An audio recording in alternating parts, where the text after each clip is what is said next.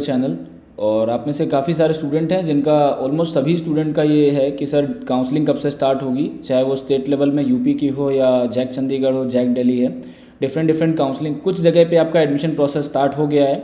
जैसे कि अगर मैं बात करूं पंजाब में, तो पंजाब स्टेट की जो काउंसलिंग है, पीटीयू पंजाब टेक्निकल यूनिवर्सिटी की काउंसलिंग, उनका लगभग प्रोसेस स्टार्ट हो गया है। बाकी आपका जैक चंडीगढ़ का अभी कोई अपडेट नहीं है। जैसा कि आप वेबसाइट पे देख पा रहे होंगे, रजिस्ट्रेशन विल स्टार्ट सून, ये लिख के आ रहा है। फिलहाल ये वीडियो स्पेशली बनाया है इसलिए ताकि आपको एक एलिजिबिलिटी कंडीशंस को लेकर के इन्होंने 23 के लिए एक एलिजिबिलिटी कंडीशंस का इन्होंने एक पीडीएफ रिलीज़ किया हुआ है, जो कि आप वेबसाइट से डाउनलोड भी कर सकते हैं। डाउनलोड करके इसको पूरा चेकआउट कर सकते हैं, क्योंकि एलिजिबिलिटी कंडीशंस को लेकर के बहुत ज़्यादा स्टूडेंट्स में एक डर सा हो गया था। फिलहाल चूँकि 75% वाला जो क्राइटेरिया का डिसीजन है वो तो स्टूडेंट्स के उस पर नहीं आ पाया और डिनाई कर दिया गया।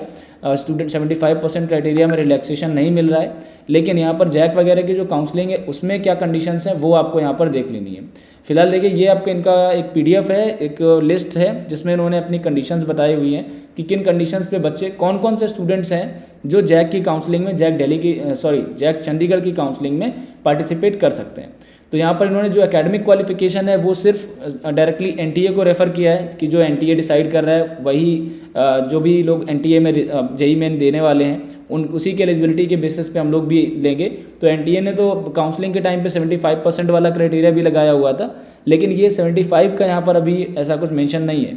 ये कह रहे हैं only those candidates who have pass their 12th equivalent in 21 और 22 और those who are appearing in class 12th equivalent examination in 23 और eligible to appear in JEE main. तो जिन बच्चों ने 21 में पास किया है या 22 में पास किया है या 23 में अभी वो अपीयरिंग में है, जिनका रिजल्ट अभी आने को है, तो वो सारे कैंडिडेट्स यहाँ पर जैक की काउंसलिंग में पार्टिसिपेट कर सकते हैं। अब इसमें कुछ ऐसे कैंडिडेट होंगे जिन्होंने 2020 में अपना 12th किया हुआ है। कुछ ऐसे कैंडिडेट भी हैं जिन्होंने 2020 में अपना 12th कंप्लीट किया है, वो लोग बीटेक करना चाह रहे हैं और उन्होंने जेईई मेंस वगैरह अगर दे रखा है। इसमें से कुछ ऐसे भी कैंडिडेट हैं जिन्होंने 2020 में 12th किया हुआ है लेकिन वो बीटेक करना चाहते हैं, तो आप यहाँ पर जैक की काउंसलिंग में नहीं पार्टिसिपेट कर सकते। लेकिन आप और आपके जो डायरेक्ट एडमिशन मोड है, प्राइवेट यूनिवर्सिटीज़ हैं, कॉलेजेस हैं, उनमें आप एडमिशन ले सकते हैं। तो ये इनका एक बेसिक क्राइटेरिया है। और 22 वालों के लिए इन्होंने मना कर दिया है, या बच्चे जो 24 में देने वाले हैं वो लोग भी यहाँ पे अपीयर नहीं हो सकते हैं। इसके बाद इनका जो बेसिक है बी के लिए, बी या इंटीग्रेटेड जो इनका बी है, बैचलर ऑफ इंजीनियरिंग चलता है यहाँ पर जैक चंडीगढ़ की काउंसलिंग में। All India rank prepared by national testing Agency on the basis of score in JEE main paper 1 of BTech. तो जो भी आपकी रैंक होगी उस रैंक के बेसिस पे ही यहाँ पर जैक चंडीगढ़ की काउंसलिंग होती है।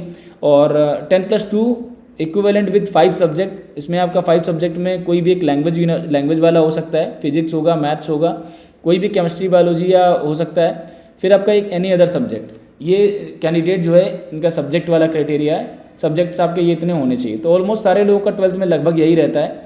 और इसके बाद अगर हम बात करें कि रैंक को लेकर के इनका क्या कहना है, important points regarding the eligibility conditions followed by JAC 2023 are all India rank prepared by national testing agency based on score in JEE main 2023 और be shall be used in admission. तो जो भी आपकी रैंक है उसके basis पे आप admission ले सकते हैं, इन शॉर्ट ये बोल रहा है। उसके बाद ये इनका सेकेंडरी कहना है, a candidate belonging to any category, अगर आप किसी कैटेगरी से हैं तो कैटेगरी में shall be considered for seat allocation, seat allocation के लिए कंसीडर किया जाएगा इफ सी और he is successfully in 12th equivalent examination by board. तो यहाँ पर आपका जो कैटेगरी कंसीडर होगा उस कैंडिडेट का होगा जिसका 12th का ऑलरेडी रिजल्ट आ चुका है। तो यहाँ पर लिखा हुआ है a candidate belonging to any category, किसी भी कैटेगरी से है। नहीं, अगर आप में से कोई भी कैंडिडेट, ये 3rd नंबर का जो इनका क्लॉज है उसमें इन्होंने बताया है a candidate belonging to any category shall be considered for seat allocation if he she is declared successful in 12th और इक्विवेलेंट एग्जामिनेशन बाय बोर्ड/यूनिवर्सिटी और काउंसिल। तो जो भी स्टूडेंट कैटेगरी किसी भी कैटेगरी से बिलोंग कर रहा है उसको 12th में क्लियर होना है। 12th में मतलब कोई भी आपकी बैकलॉग वगैरह नहीं होनी चाहिए किसी भी सब्जेक्ट में, या किसी भी सब्जेक्ट में आपकी कंपार्टमेंट वगैरह नहीं होनी चाहिए। कंपार्टमेंट को भी लेकर के इन्होंने 4th नंबर पे एक क्लॉज दिया हुआ है, एक रूल दिया हुआ है, candidate who gets a compartment in 12th examination.